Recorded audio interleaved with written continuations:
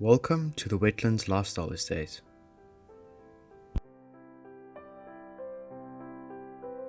The client, NMUI Co., a wholly owned subsidiary of the Nelson Mandela University, is tasked to undertake certain strategic commercialization projects designed to improve the financial sustainability of the university into the future.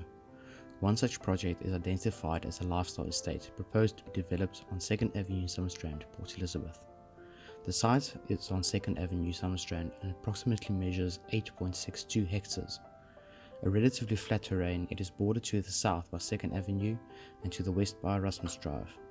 Other residential developments occupy the other boundaries to the site. The site is currently used as cricket grounds. Our mission for this development is to create a sustainable and interactive living community that integrates nature that will be experienced in different forms and volumes.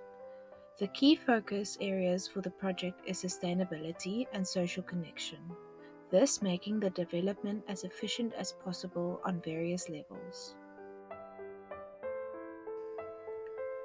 To start this project, we did a contextual analysis of the site. The current land use of the site and the surroundings of the site include the following: residential on the south and west side of the site, natural systems, rentable accommodation, education buildings such as Nelson Mandela University's 2nd Avenue campus, commercial areas on the east side of the site, gated communities, and townhouse complexes. The natural systems of the surrounding site include man-made green systems such as road reserves, sport fields, and unused parks. The movement routes around and onto the site that was looked at includes primary, secondary, and tertiary traffic movement routes by vehicles, the man-made pedestrian path and the natural pedestrian paths that has been created, as well as connecting destinations such as the Boardwalk, Cecil Petrol Station, and the 2nd Avenue campus around the site. With the information gathered, we did a SWOT analysis that informed us of our strengths, weaknesses, opportunities, and threats. In the process of designing the estate, we paid close attention to the natural systems that guide the layout of the site. Firstly, we followed the topography of the site to establish a natural path for water to flow from the highest point down to the lowest point towards the ocean. This was followed by starting to integrate the natural systems from the northern edge back into the site. Using the flow of the site and the natural systems to set up a marsh filtration system to revitalize grey water and stormwater runoff. The step was to overlay a grid system onto the site and setting up access to points of interest, creating major points of gathering for people on site all along the marsh system. What we designed was a master plan that starts to shape the occupant's experience of space, influence spatial hierarchy and movement patterns on site in and around the buildings. When we designed the estate, we found key points of social gathering that most people would move through. These points include an arrival point located on 2nd Avenue that connects along a corridor towards our main square where the marsh system runs through. Here we can find the main commercial activities happening. Located on both sides of the main square, we find smaller secondary squares. The first is located next to the Boutique Hotel, overlooking the main water body from the marsh system. The second square can be found at the bottom corner from the Life Right community and houses a large variety of commercial buildings.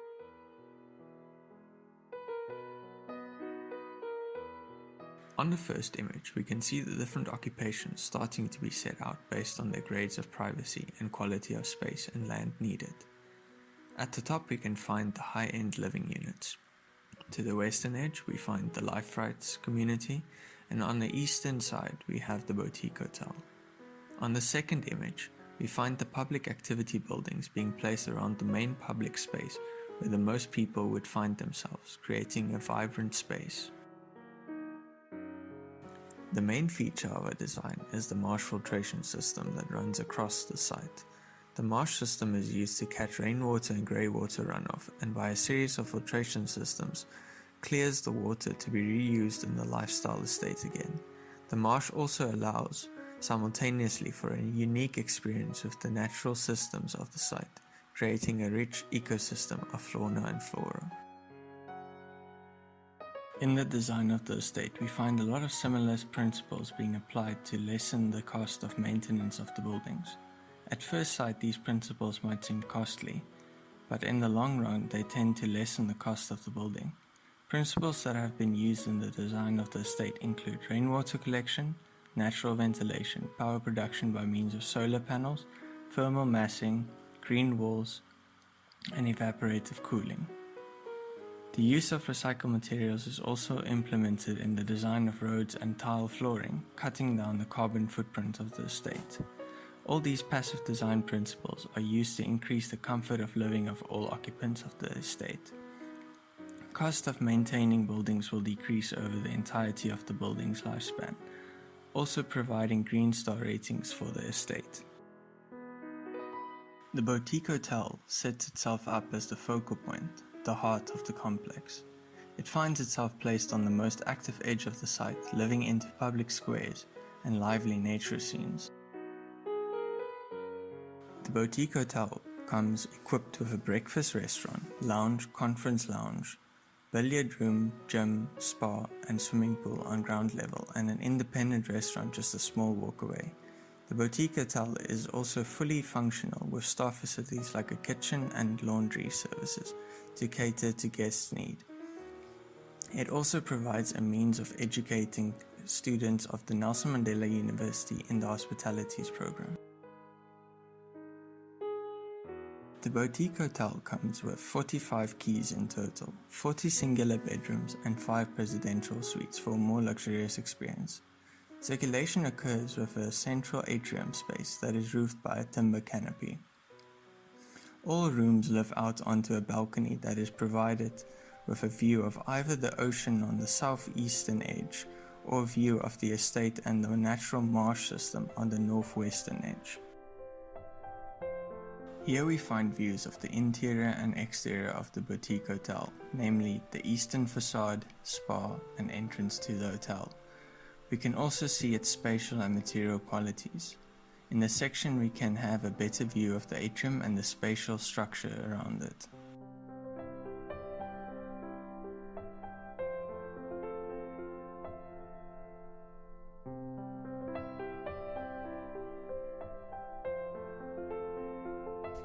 The second group of occupants of the Life Rights.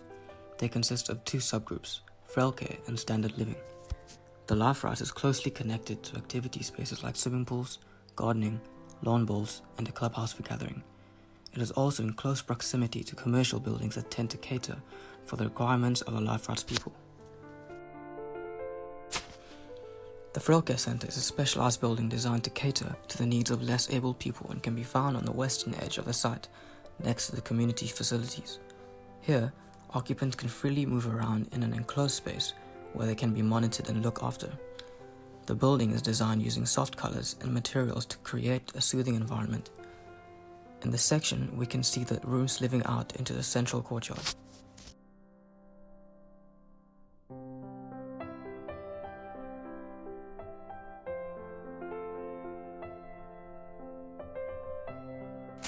The standard living part of the Life Rights is occupied by more able people that are able to come and go as they please. It can be located next to Erasmus Drive and is designed to mimic the street conditions found on the western edge of the site. All occupants will be able to access the community buildings and activities that can be found in the area. All buildings found here are single-story to allow comfort of movement for the occupants. It consists of 2 bedrooms, a 3-bedroom, and 2-bedroom assisted living units.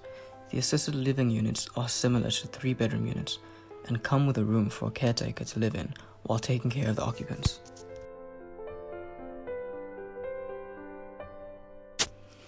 The Hind living is divided up into 3 different typologies. The first of these can be found at the entrance to the estate, leading into the main public square. These apartments are 2-bedroom with a study and have a unique experience by interacting with the lively streets below. The building is self-sustainable with natural lighting and ventilation and receives water from the marsh system.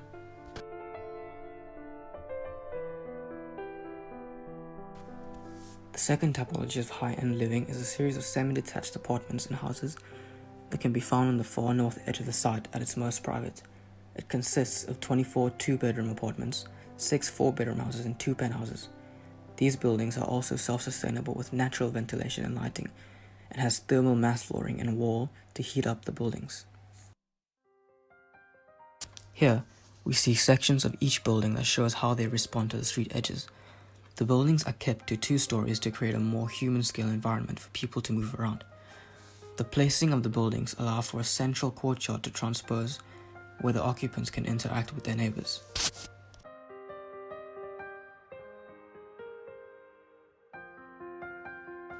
The third type of high-end housing is based on a low-rise, high-density model. It is located deeper within the site for the privacy of permanent residents.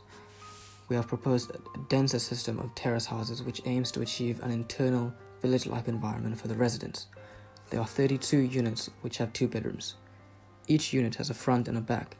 The front creates a street condition which is semi-public and is intended for those who wish to pass through. The back creates a semi-private street condition and is intended to be used by the residents of the terrace houses. Each unit has a private entrance courtyard at the back, which is used to balance the privacy of the residents as well as encourage informal social interaction between neighbors.